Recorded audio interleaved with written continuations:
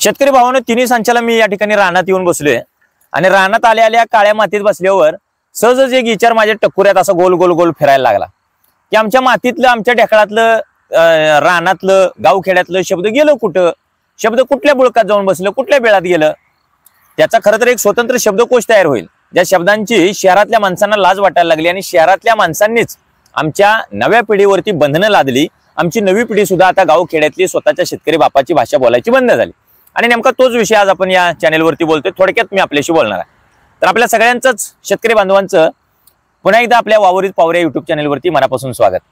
साधा सहज विचार करा, सकाळ झाली की पूर्वी आमची आजी सांगायची, आजी एखाद्याच्या घरात आजी असेल तर सांगत असेल कदाचित की तांबडं फुटले पोरानं उठा लवकर. आणि पोरं उठली की मग ती कुठेतरी वगळीला जायची आणि आजी म्हणायची पोरगा आमचं परसाकडे गेलंय. तर ते परसाकडे जाणं हा शब्दप्रयोग आमचा लुप्त झाला. आता तो शब्द कुठे सापडत सुद्धा नाही. तांबडं फुटलं आम्हाला कुठं बघायला मिळत नाही. आमच्या शेतातली कुरी असेल, चाडा असेल, रुमणं असेल, हे आम्हाला कळायचं म्हणजे शब्दच आमच्याकडे सापडत नाहीत. त्याच्यानंतर विहिरीवरती जुनी जी मोठ आहे, मी मोठेच्या संदर्भाने पाठीमागे सांगितलं आपल्याला एका व्हिडिओमध्ये, तर ती मोठ जिथून ओढली जायची ते विहिरीवरती जुनं माचाड असायचं. तर ते तुम्ही विहिरीवरती म्हणत असाल, आम्ही सहज म्हणतो हिरीवर, आमच्या हिरीवर माचाड आहे. तो माचाड शब्द सुद्धा तुमच्या गुगलकडे नाही.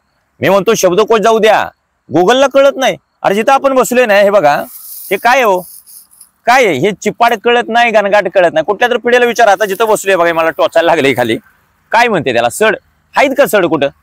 सड शब्द सुद्धा सापडत नाही. मग काय गुगल आता एवढं आधुनिक झाला, तुम्ही एवढं मॉडर्न झाला, AI आलं, ChatGPT आलं, आता तर ते ग्रॉक AI आलं. काय आहे त्याला एकदा विचारून बघा. सड म्हणजे काय, गणगाट, चिपाड म्हणजे काय, बुसकाट म्हणजे काय, कडबा म्हणजे काय, त्याला काहीच कळत नाही. शब्दही त्याला कळत नाहीत. आता काही शब्द मी, आमचे ग्रामीण पत्रकार आहेत, त्यांना मी मागाशी बोलत होतो या विषयावर, तर त्यांनी सांगितले औंदा नावाचा शब्द नाही तुमच्याकडे. यंदा नावाचा शब्द असेल, औंदा नावाचा शब्द कुठं आहे? तो शब्दच नाही. तर असे किती शब्द आहेत? आता मला सांगा, भोत नावाचा एक शब्द आहे. ते परवा मी रेडकाचं सांगितलं, बाबा म्हशीचं रेडकं जर मेलेलं असेल आणि म्हशीनं लवकर पाना घालावं तर मेलेल्या रेडकाची कातडी काढून त्याच्यामध्ये भुसा भरून त्याला ते भोत केलं जातं, किंवा दुसरं एक भुशाचं पोतं असतं, त्याला आम्ही भोत म्हणतो. आता त्याच्या पुढे जाऊन विचार केला तर विरजन नावाचा जो शब्द आहे दही तयार करण्यासाठी, मुरवान म्हणतो आम्ही. तो मुरवान शब्द सुद्धा तुमच्या गुगलकडे नाही. अहो, आम्ही जनावर हाकायला गेलो, म्हणजे आमच्या भाषेत मसरं हाकायला गेलो, मसरं चरायला आम्ही नेले, तरी आम्ही त्या ठिकाणी काय म्हणतो? थो हाईक, थो हाईक. हाय का शब्द तुमच्याकडे नाही? आम्ही शेळ्या जर नेल्या, आता शेळ्या तुम्ही म्हणता, आम्ही शरड म्हणतो, तर शरड आम्ही चरायला नेले तर त्या ठिकाणी आम्ही काय म्हणतो? थेर थेर. ते शब्द तुमच्या गुगलकडे नाहीत. अहो, जनावराला भाषा कळली आमची, शेतकऱ्याची भाषा जनावराला कळली, पण तुमच्या गुगलला अजून कळली नाही, तुमच्या पुस्तकात शब्द आले नाहीत. हे सगळं सांगायचं कारण असं, काही दिवसांपूर्वीच अखिल भारतीय मराठी साहित्य संमेलन झालं. तारा भवाळकर नावाचे एक ज्येष्ठ साहित्यिका त्या स्टेजवरती सगळ्या राजकीय लोकांच्या उपस्थितीत, सगळ्या साहित्यिकांच्या उपस्थितीत सांगत होत्या की प्रमाण भाषा म्हणून एका भाषेला कुठल्या मानू नका, फक्त शुद्ध बोलायचं. आम्ही नुकसानला नुकसान म्हटलो तरी आमचा शुद्ध शब्द चुकतो असं का? ती आमची भाषा, आमची गावखेड्यातली मातीतली भाषा, ती भाषा टिकली पाहिजे. अहो, मी ऐकलं ज्ञानेश्वरीमध्ये लिहिलंय, माझ्या मराठीचे बोलू कौतुके परी अमृताती पैजा जिंके.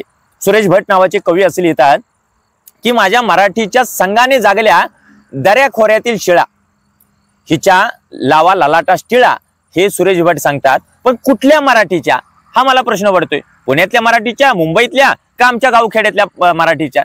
त्यामुळे शेतकरी भावांना माझं एक सांगणं आहे बरं का, हात जोडून माझी कळकळीची विनंती आहे. आपले शब्द आहेत, गावखेड्यातले शब्द आहेत, या शब्दामध्ये खरी पॉवर आहे. या शब्दानं खरं तर वावराची पॉवर वाढवलेली आहे.